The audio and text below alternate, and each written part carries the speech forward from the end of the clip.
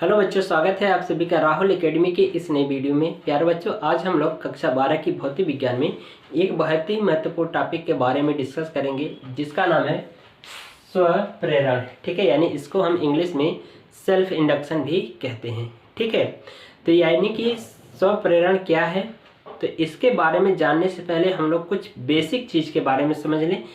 ठीक है, तो वो बेसिक चीज़ जब आपको क्लियर रहेगी तभी आप इसको समझ पाओगे। ठीक है, तो चलिए हम लोग सबसे पहले स्टार्ट करते हैं। ठीक है, तो एक आप कक्षा 10 में पढ़े होंगे विद्युत धारा का चुंबकीय प्रभाव। ठीक है, आपने पढ़ा होगा, लेकिन फिर भी मैं यहाँ पर आपको बता दे रहा हूँ कि अगर मान लिया जाए कि ये कोई एक चालक तार हो और इस चालक तार में क्या किया जाता है कि I धारा प्रवाहित की जाती है, तो इस चालक तार के चारों तरफ क्या होता है, चुंबकीय क्षेत्र उत्पन्न हो जाता है। इस घटना को हम क्या कहते हैं, विद्युत धारा का चुंबकीय प्रभाव। ठीक है, तो यानी कि एक चीज इससे देख रहे हो क्लियर हो रहा है कि जब हम इस चालक तार में विद्युत धारा यानी विद्युत ऊर्जा हम प्रवाहित कर रहे हैं, तो इसकी वजह से क्या होता है, चुंबकीय क्षेत्र उत्पन्न हो रहा है। चुंबकीय क्षेत्र उत्पन्न होने का मतलब कि एक तरह की क्या है, ऊर्जा है। कौन सी ऊर्जा, चुंबकीय ऊर्जा। तो इसी के बारे में एक फैराडे वैज्ञानिक है, उन्होंने कहा कि जब हम क्या करते हैं कि चालक तार में धारा यानी विद्युत ऊर्जा प्रवाहित करते हैं तो चुंबकीय ऊर्जा मिलती है। तो उन्होंने कहा कि जब हम क्या करें, विद्युत ऊर्जा से चुंबकीय ऊर्जा प्राप्त करते हैं, तो इसका मतलब कि हम चुंबकीय ऊर्जा से विद्युत ऊर्जा भी प्राप्त कर सकते हैं। तो इसी बात को उन्होंने क्या किया कि कई बार बहुत से ऐसे प्रयोग किए और लास्ट में उनको इसका एक रिजल्ट मिला। उन्होंने देखा कि कोई एक चुंबक लिया और उस चुंबक के साथ एक कुंडली ली। ठीक है, चुंबक और कुंडली के बीच में क्या किया, तीव्र वेग से सापेक्ष गति कराए, तो उस कुंडली में क्या हुआ, एक धारा उत्पन्न हो गई। ठीक है, तो उन्होंने एक नियम बताया जिसको कहा जाता है विद्युत चुंबकीय प्रेरण। ठीक है, तो विद्युत चुंबकीय प्रेरण क्या होता है कि जब किसी कुंडली में, ठीक है, जब किसी कुंडली में विद्युत धारा I प्रवाहित की जाती है, तो उसके विद्युत धारा के मान में जब परिवर्तन किया जाता है, तो उस कुंडली में एक प्रेरित विद्युत वाहक बल उत्पन्न हो जाता है। ठीक है, प्रेरित विद्युत वाहक बल उत्पन्न होने के कारण उस कुंडली में एक धारा प्रवाहित होने लगती है, जिसको हम कहते हैं प्रेरित विद्युत धारा। ठीक है, बात समझ में आ रही है? यानी फिर से समझिए, ये विद्युत चुंबकीय प्रेरण क्या होता है कि जब किसी कुंडली में धारा प्रवाहित की जाती है, तो धारा के मान में हम परिवर्तन करते हैं, तो उस कुंडली में क्या होता है, प्रेरित विद्युत वाहक बल उत्पन्न हो जाता है। और प्रेरित विद्युत वाहक बल उत्पन्न होने के कारण कुंडली में एक धारा बहने लगती है, जिसको हम प्रेरित धारा कहते हैं। और इस घटना को हम क्या कहेंगे, विद्युत चुंबकीय प्रेरण कहेंगे। ठीक है, तो यही कुछ कंसेप्ट यहाँ पर इसमें लागू हो रहा है। ठीक है, तो आइए हम लोग अब समझते हैं स्वप्रेरण। ठीक है, तो स्वप्रेरण क्या है, तो इसमें देखिए, तो इसमें भी क्या है कि सेम वही चीज़ है कि जब किसी कुंडली में विद्युत धारा प्रवाहित की जाती है, तो कुंडली के चारों तरफ क्या होता है, यानी कि कुंडली में चुंबकीय क्षेत्र उत्पन्न हो जाता है। जब कुंडली में प्रवाहित धारा के मान में परिवर्तन किया जाता है, तो उस कुंडली में क्या होता है, फ्लक्स में परिवर्तन हो जाता है। फ्लक्स में कैसे परिवर्तन होगा, यहाँ पर देखिए कि अगर मान लिया जाए कि ये एक चुंबकीय क्षेत्र है। ठीक है, इस चुंबकीय क्षेत्र मान लेते हैं ये एक चुंबक है N और S, इससे क्या हुआ है, चुंबकीय क्षेत्र उत्पन्न हो रहा है। ठीक है, तो यहाँ से देख रहे हो कि अगर हम यहाँ से एक कुंडली लें, ठीक है, तो ऐसी एक कुंडली है, तो यहाँ पर देख रहे हो कि इसको सापेक्ष गति करा रहे हैं चुंबक को। तो ये देख रहे हो सापेक्ष गति, या फिर चुंबक को कराइए या फिर कुंडली को गति कराइए। तो जब हम कुंडली को आगे पीछे खिसकाएंगे, तो यहाँ पर देख रहे हो जब आगे ले जाएंगे इधर, तो ये कुंडली खिसक करके आएगी यहाँ तक। तो इसके ये देख रहे हो जो छल्ले यानी कि जो फेरों की जो संख्या यहाँ तक आएगी, तो ऐसे आएगी, तो देख रहे हो कि यहाँ पर फ्लक्स यानी कि चुंबकीय क्षेत्र रेखाओं की संख्या घट जा रही है। और घटने की वजह से इसमें क्या हो रहा है, फ्लक्स में परिवर्तन हो जा रहा है। तो जब फ्लक्स में परिवर्तन होता है, तो उस कुंडली में क्या होता है, एक प्रेरित विद्युत वाहक बल उत्पन्न हो जाता है। ठीक है, उस प्रेरित विद्युत वाहक बल उत्पन्न होने के कारण कुंडली में क्या होती है, एक धारा प्रवाहित होने लगती है, जिसको हम प्रेरित धारा कहते हैं। और इस घटना को हम क्या कहेंगे, स्वप्रेरण कहेंगे। ठीक है, तो आइए इसकी हम डेफिनेशन लिखते हैं। यहाँ पर लिखेंगे, जब किसी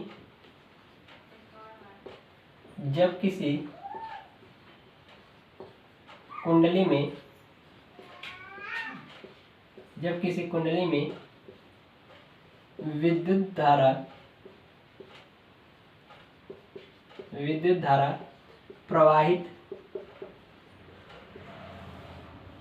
की जाती है तो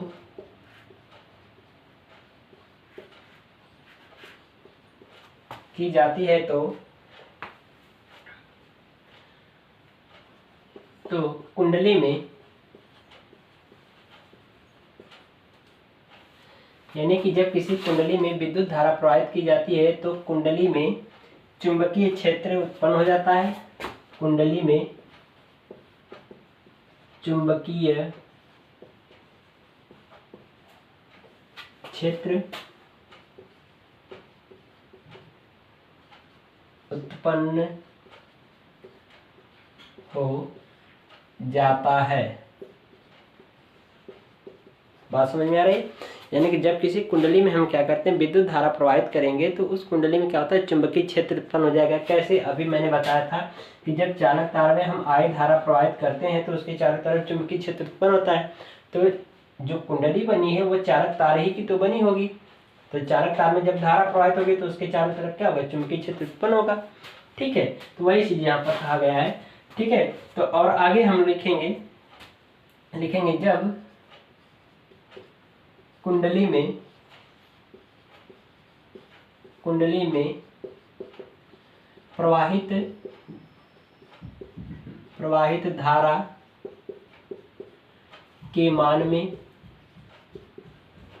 प्रवाहित धारा के मान में परिवर्तन किया जाता है तो कुंडली में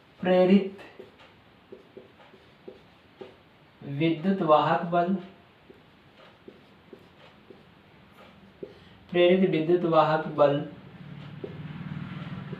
उत्पन्न हो जाता है। ठीक है, कुंडली में क्या होता है, जब कुंडली में जो प्रवाहित धारा में क्या करते हैं, उसके मान में परिवर्तन करते हैं तो कुंडली में क्या होता है, प्रेरित विद्युत वाहक बल उत्पन्न हो जाता है। ठीक है, यानी कि जब क्या होता है कि कुंडली में प्रवाहित धारा के मान में परिवर्तन किया जाता है तो कुंडली में क्या होता है, प्रेरित विद्युत वाहक बल उत्पन्न हो जाता है। ठीक है, तो प्रेरित विद्युत वाहक बल उत्पन्न हो जाता है तथा इसके कारण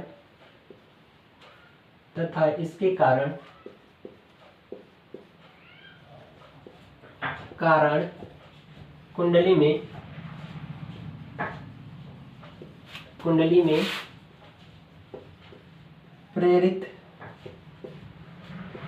प्रेरित धारा भी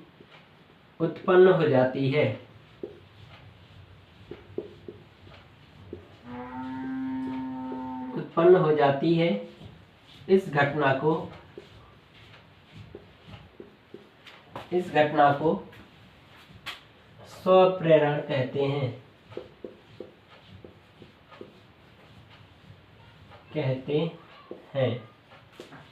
ठीक है, तो इसको नोट करना हो तो कर लीजिए। ठीक है, नोट कर लिया। तो यहाँ पर इसका एक छोटा सा डायग्राम है, उस डायग्राम को आप बना भी लीजिए। ठीक है, तो ये मान लेते हैं ये कुंडली है। ठीक है, इस कुंडली में हम क्या करें, एक प्लस वोल्ट यानी कि बैटरी से जोड़ दिया और इसमें धारा के मान में परिवर्तन करने के लिए हम क्या करते हैं, RH यानी धारा नियंत्रक रियोस्टेट में जोड़ देते हैं। ठीक है, धारा नियंत्रक लगा दिया और धारा नियंत्रक के साथ हम क्या करें, कुंजी जोड़ दे रहे हैं और बीच में डॉट दिया, तो इसका मतलब कि इस परिपथ में धारा प्रवाहित हो रही है। ठीक है, तो यहाँ पर इस परिपथ में क्या हो रही, धारा प्रवाहित हो रही है। तो यहाँ पर देख रहे हो, जब धारा के मान में परिवर्तन करना होगा तो हम इसको, ये जो RH है यानी कि जो धारा नियंत्रक RH है, इसको हम क्या करते हैं, आगे पीछे इस पे खिसकाते हैं। तो इसमें क्या होता है, धारा के मान में कमी और वृद्धि भी होती है, यानी कि धारा के मान में परिवर्तन होता है। जब परिवर्तन होगा तो इसमें क्या होगा, इस कुंडली में विद्युत वाहक बल उत्पन्न हो जाएगा। विद्युत वाहक बल उत्पन्न होने के कारण इस कुंडली में एक प्रेरित धारा प्रवाहित होने लगती है। ठीक है, और इस घटना को हम क्या कहते हैं, स्वप्रेरण कहते हैं, क्योंकि इसी कुंडली में अपनी यानी कि हम क्या करें, धारा के मान में परिवर्तन कर रहे हैं, तो इसकी वजह से एक अन्य धारा प्रवाहित होने लग रही है जिसको हम कहते हैं प्रेरित धारा। ठीक है, तो इसमें देख रहे हो किस तरह से इसमें प्रेरित विद्युत वाहक बल उत्पन्न होगा। जब कुंडली में क्या होगा, फ्लक्स के मान में परिवर्तन होगा। ठीक है, फ्लक्स के मान में परिवर्तन होगा, तब इस कुंडली में क्या होती है, प्रेरित धारा बहने, प्रेरित विद्युत वाहक बल उत्पन्न होगा और उसी की वजह से क्या होता है, कुंडली में प्रेरित धारा प्रवाहित होने लगेगी। तो इस घटना को हम क्या कहेंगे, स्वप्रेरण कहेंगे। ठीक है, तो इसको आपको नोट करना है तो कर लीजिए। ठीक है, कर लिया। चलिए अब हम लोग आगे इसका देखते हैं डेरिवेशन यानी कि स्वप्रेरण गुणांक। ठीक है, तो यहाँ पर मैं इसको हटा दे रहा हूँ।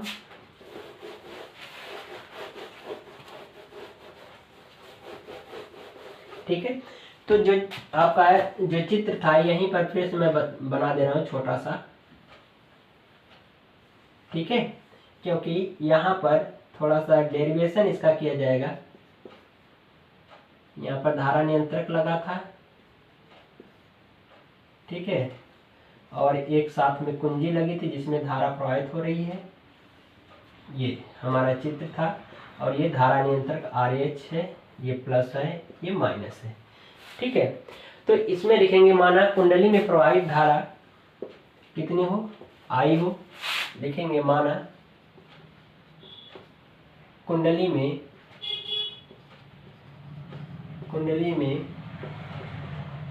प्रवाहित धारा I है। ठीक है, मान लिया कि कुंडली में कितनी धारा प्रवाहित हो रही है, I धारा प्रवाहित हो रही है, तथा कुंडली में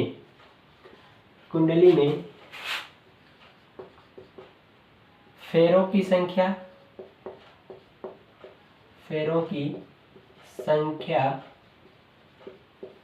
कैपिटल N है। ठीक है, कुंडली में फेरों की संख्या कितनी मान लेते हैं, कितना है, कैपिटल N है। ठीक है, तो अब हम लोग आगे लिखेंगे। जब कुंडली में हमने देख लिया कि कुंडली में प्रवाहित धारा I है, कुंडली की फेरों की संख्या N है, तो लिखेंगे कुंडली से बद्ध चुंबकीय फ्लक्स फाई हो, तब कुंडली से बद्ध चुंबकीय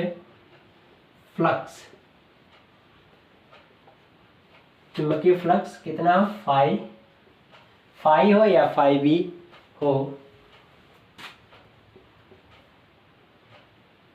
तब कुंडली में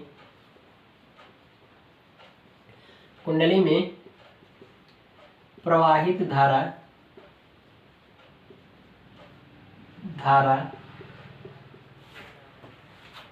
तथा कुंडली की प्रवाहित धारा फिर कामा कुंडली की फ्लक्स ग्रंथिकाओं की संख्या, फ्लक्स ग्रंथिकाओं की संख्या।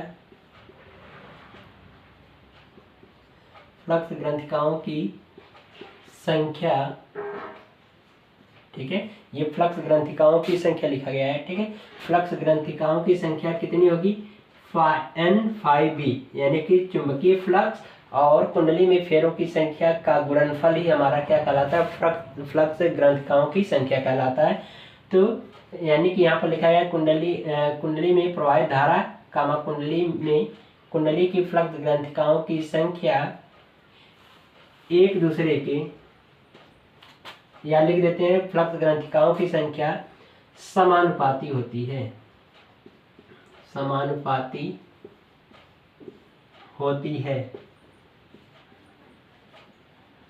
ठीक है, यानी कि कुंडली में मान लिया कि कुंडली में प्रवाहित धारा I है, उसमें कुंडली की फेरों की संख्या कितनी N है, और कुंडली से जो बद्ध चुंबकीय फ्लक्स का मान वह है वो कितना है, फाई बी है। तब कुंडली की फ्लक्स ग्रंथिकाओं की संख्या और कुंडली में प्रवाहित धारा I ये क्या होंगे, एक दूसरे के समानुपाती होंगे। तो यहाँ पर लिख सकते हैं फाई बी बराबर एन फाई बी बराबर समानुपाती प्रवाहित धारा I, ठीक है, क्योंकि कहा गया है कि फ्लक्स ग्रंथिकाओं की जो संख्या है वो प्रवाहित धारा I की क्या होता है, समानुपाती होता है। तो लिख सकते हैं एन फाई बी समानुपाती I, ठीक है। तो यहाँ से जब समानुपाती चिन्ह हटाएंगे तो एक नियतांक जुड़ेगा, तो ये हो जाएगा एन फाई बी बराबर एल आई, जहाँ यल एक नियतांक है,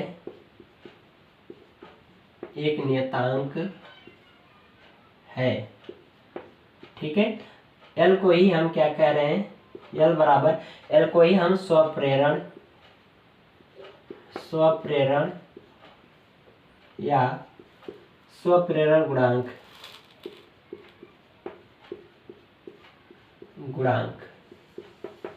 ठीक है। एल को ही हम स्वप्रेरकत्व भी कहेंगे, यहाँ पे लिख दे रहे हैं स्वप्रेरकत्व, ठीक है, स्वप्रेरकत्व या स्वप्रेरण गुणांक कहते हैं, ठीक है। तो आगे देखिए, इधर तो साइनिंग कर रहा है, इधर देख लीजिए, ठीक है। तो ये हो जाएगा हमारा, तो हमें इसका मान, क्योंकि हम स्वप्रेरण पढ़ रहे हैं तो स्वप्रेरकत्व के लिए एल का मान निकाल लें। तो एल का मान निकालेंगे तो आई का इधर भाग करा दीजिए, तो ये हो जाएगा एल बराबर N phi B upon I, ठीक है, एक सूत्र ये हो जाएगा, ठीक है। तो यहाँ पर देख रहे हो कि हम मान लेते हैं कि कुंडली में प्रवाहित धारा का मान कितना हो, 1 एम्पियर हो। लेकिन यदि कुंडली में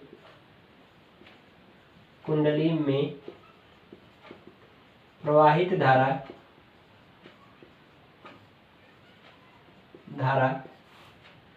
I बराबर कितना हो, 1 एम्पियर हो, तब 1 एम्पियर हो, तब इसमें I के मान पे, यहाँ पर I के स्थान पे 1 रखिए, तो ये हो जाएगा L बराबर एन फाई बी।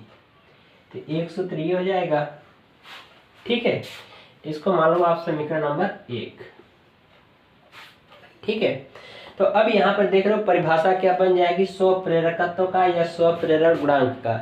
इसमें ध्यान रखिएगा कि परिभाषा स्वप्रेरण या स्वप्रेरकत्व का भी परिभाषा पूछ देता है। तो परिभाषा क्या लिखेंगे कि यदि किसी कुंडली में, या लिखेंगे यदि कुंडली में प्रवाहित धारा का मान 1 एम्पियर हो तो कुंडली की फ्लक्स ग्रंथिकाओं की संख्या यानी एन फाई बी स्वप्रेरण गुणांक या स्वप्रेरकत्व एल के बराबर होता है। बात समझ में आ रही? डेफिनेशन लिख लेना आपने से, यहाँ पर मैं बता दे रहा हूँ। लिखेंगे कि यदि कुंडली में प्रवाहित धारा का मान 1 एम्पियर हो तो कुंडली के फ्लक्स ग्रंथिकाओं की संख्या एन फाई बी स्वप्रेरण गुणांक एल के बराबर होती है, ठीक है। तो इतना आप लिख लेना। तो अब इसको क्या कर रहे हैं कि देख रहे हो स्पेस कम है, तो इसको मैं हटा रहा हूँ, नोट करना हो तो कर लो। कर लिया? चलो अब यहाँ पे लिखेंगे फैराडे के नियम से, फैराडे के नियम से। फैराडे का नियम क्या है, इसके लिए मैंने वीडियो बनाया है फैराडे का नियम। अगर आप नहीं देखे हो तो वहाँ पर प्लेलिस्ट में जाइए, आपको फैराडे का नियम मिल जाएगा, ठीक है। तो सूत्र मैंने बताया था कि E बराबर माइनस, यहाँ पर हो जाएगा N delta phi B upon delta T से, ये सूत्र होता है। तो इसको मैं थोड़ा सा परिवर्तित कर लूँ इस तरह से, तो E बराबर माइनस डेल्टा को बाहर ले लीजिए, अंदर लिख लीजिए N phi B upon delta T, इतना हम लिख सकते हैं। तो लिखेंगे समीकरण 1 से समीकरण 1 क्या बना था, ये बना था एन फाई बी बराबर एल आई, ये बना था। तो एन फाई बी के स्थान पर हम क्या लिख सकते हैं, एल आई लिख सकते हैं। तो रख दीजिए, तो यहाँ पर कितना हो जाएगा, तो यहाँ पर मान रख देंगे, तो ये कितना हो जाएगा आपका, ये हो जाएगा E बराबर माइनस डेल्टा, इसको लिख सकते हैं माइनस एल डेल्टा आई अपान डेल्टा या देखो डायरेक्ट मैं लिख रहा था, लेकिन चलो एक लाइन और बढ़ा दे रहा हूँ। तो इसको लिख देंगे इस तरह से, यहाँ पर मान हो जाएगा आपका Li/Δt। ठीक है, तो इसको गुणा करा दीजिए, तो इसको लिख सकते हैं E बराबर माइनस डेल्टा, हमने I के साथ लिख दे रहे हैं, तो ये हो जाएगा -L/I/Δt। हमें L का मान बताना है, तो इन सब का भाग करा दीजिए, तो ये हो जाएगा E बराबर E बराबर नहीं होगा, L का मान निकाल रहे हैं ना, तो ये हो जाएगा L बराबर -E/I/Δt।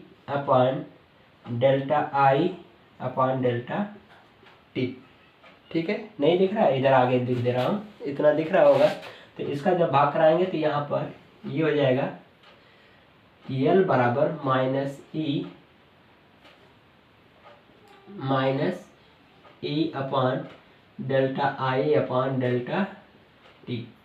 ठीक है, ये हमारा स्वप्रेरकत्व का सूत्र हो जाएगा।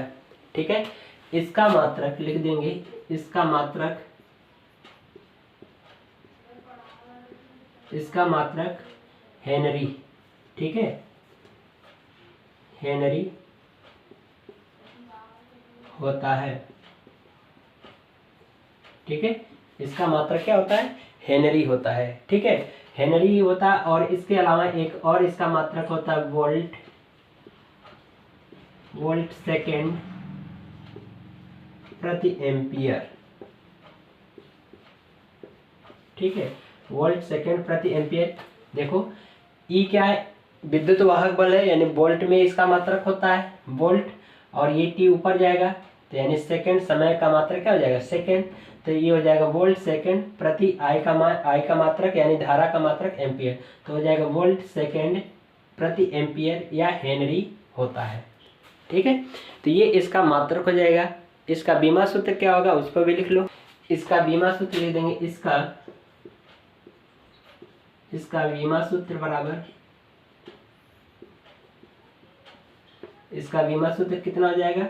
mL² T-2 E-2। ठीक है, ये स्वप्रेरण गुणांक का बीमा सूत्र हो जाएगा, ये मात्रक हो जाएगा। तो इस तरह से आज की हमारी टॉपिक कंप्लीट होती है स्वप्रेरण का। ठीक है, तो आई होप आप लोगों को बहुत अच्छे से सबको समझ में आया होगा। तो अगर आपको वीडियो समझ में आई हो तो वीडियो को लाइक करिएगा, शेयर करिएगा, और इसी तरह से अगर आपको वीडियो पाना है तो बेल आइकन को प्रेस भी कर लीजिएगा, ताकि अगली जो वीडियो मैं यहाँ पर प्रोवाइड करूँ तो सबसे पहले नोटिफिकेशन आपको प्राप्त हो जाए। तो मिलते हैं इसी तरह से अगली वीडियो में। जो अगली जो वीडियो होगी वो हमारी टॉपिक होगी, उसका नाम भी मैं बता दे रहा हूँ, अन्योन्य प्रेरण। ठीक है, एक चीज़ यहाँ पर इसमें छूट रहा है, स्वप्रेरण। तो स्वप्रेरण का उदाहरण क्या है? तो स्वप्रेरण का उदाहरण जो है वह है चोक कुंडली। ठीक है, चोक कुंडली। ठीक है, ये आपके बहुविकल्पी प्रश्न में पूछ सकता है कि स्वप्रेरण का उदाहरण क्या है, तो चोक कुंडली होगी। ठीक है, तो इसी तरह से काफ़ी अच्छी वीडियो पाने के लिए और भी हमारे चैनल को सब्सक्राइब करिए और हमारे चैनल के साथ सभी लोग जुड़ें। ठीक है, तो इस तरह से आपके जो बोर्ड में जो पेपर होने वाला है 2023 में, काफ़ी अच्छे से आपकी तैयारी कराऊंगा। ठीक है, तो चलिए तब तक के लिए गुड बाय, थैंक यू।